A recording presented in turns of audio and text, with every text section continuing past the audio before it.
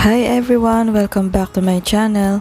In this video ay ipapakita ko sa inyo kung paano mag-group appointment sa DFA Passport Online Appointment. Sa ating browser ay dito makikita nyo yung number of applicants. Click nyo yan at makikita nyo yung maximum number of applicants. Up to 5 applicants po. Pwedeng sabay-sabay. So pili lang kayo kung ilan, then click next. Nandito na tayo sa group appointment site location. Pili lang kayo ng site na malapit sa inyong lugar o tinitirhan.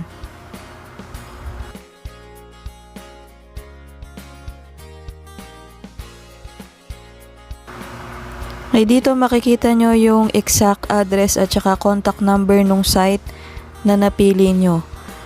Tapos click nyo lang yung small box doon sa pinakaibaba.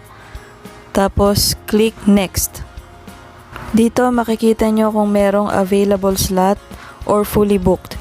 Kung red color siya, ibig sabihin fully booked, at kung green ay merong available dun sa date na yon.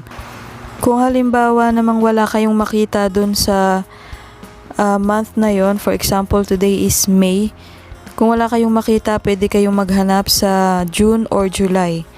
Yung merong green color, ibig sabihin yun ay may available slot. So, meron kaming nakita sa month of July. Pili lang kayo ng araw o date na preferred nyo. At dito naman sa may right side, makikita nyo yung time. Pili lang kayo dyan kung anong oras ang gusto nyo. Yung may red color, ibig sabihin din ay fully booked, at yung green ay merong available slots. At makikita nyo rin kung ilan yung available slots doon sa time na yun. Pag okay na po, nakapili na kayo ng date at saka time, tap nyo lang yung I'm not a robot at sagutin nyo lang yung reCAPTCHA.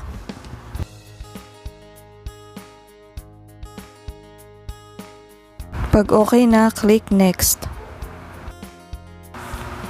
Nandito na tayo sa form. Kailangan yung i-fill in lahat ng personal information na hinihingi. Kung ilan po yung applicant dun sa group na nag-apply ng online application, ay yun din po yung i-fill out nyo na form. Kung 3 po yung applicants, 3 form din po yung i-fill out nyo. Make sure po na tama lahat ng info na ilalagay nyo at lahat ng spelling. Make sure na correct po lahat. Dito tayo sa may application type. Pag click nyo po yan, makikita nyo yung application type, new passport, renewal, or lost. So, piliin nyo lang po yung kailangan nyo sa application type.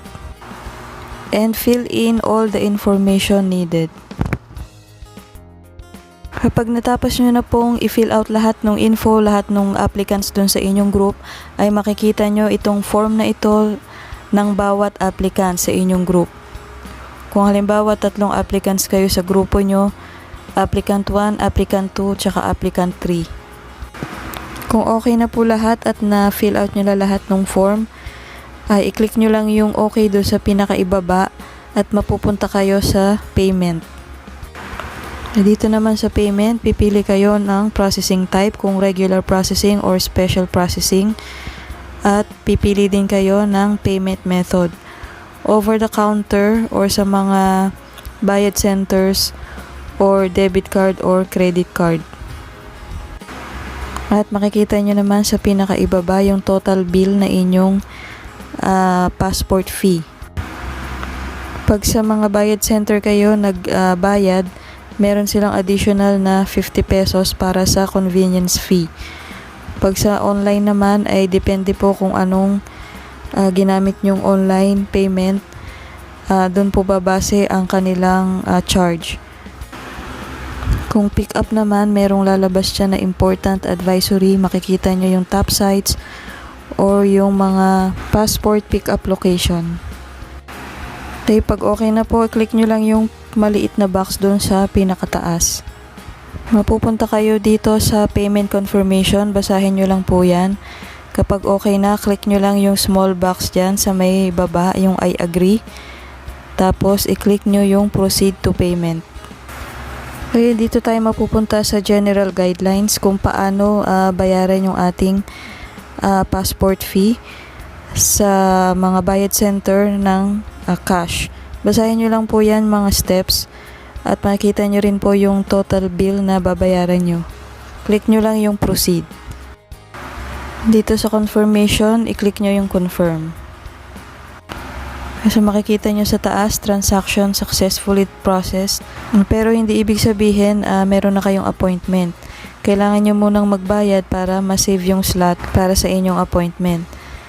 At check natin yung aking email at meron tayong na-receive na email mula sa DFA. Ito na yung payment reference. Makikita nyo, this is not your booking confirmation. At makikita nyo sa baba, to confirm your appointment, please pay the amount of 950 to your selected accredited payment center within 24 hours using your reference number. Nakapagbayad na rin po ako sa bayad center ng aming appointment. Kung sa bayad center po kayo magbabayad, kailangan nyo po ng reference number. Sa pagbabayad naman ng group appointment sa bayad center, kailangan nyo ng isa-isang payment slip. So, tigi-isa kayo ng payment slip, ilalagay nyo doon yung information at reference number ng bawat applicant. Wala naman pong hininging ID, basta nag-fill out lang ako ng payment form na tigi-isa sa aming 3 applicant at saka lahat nung tigi-isang reference number. Yung reference number yung makikita nyo sa inyong email sa payment reference ninyo. Then after 1 to 2 hours, may na-receive kaming email ng aming payment confirmation. Kada isang applicant po sa inyong group appointment ay makaka-receive ng payment application. Nakalagay dyan ang inyong appointment code, site name at date and time. Diyan rin po makikita nyo yung inyong next steps na gagawin. At sa may pinakaibaba, doon nyo po makikita yung mga form na dapat nyong i-download. At yun po ay dadalhin nyo doon sa site kasama ng iba pang requirements. Ito po yung mga requirements.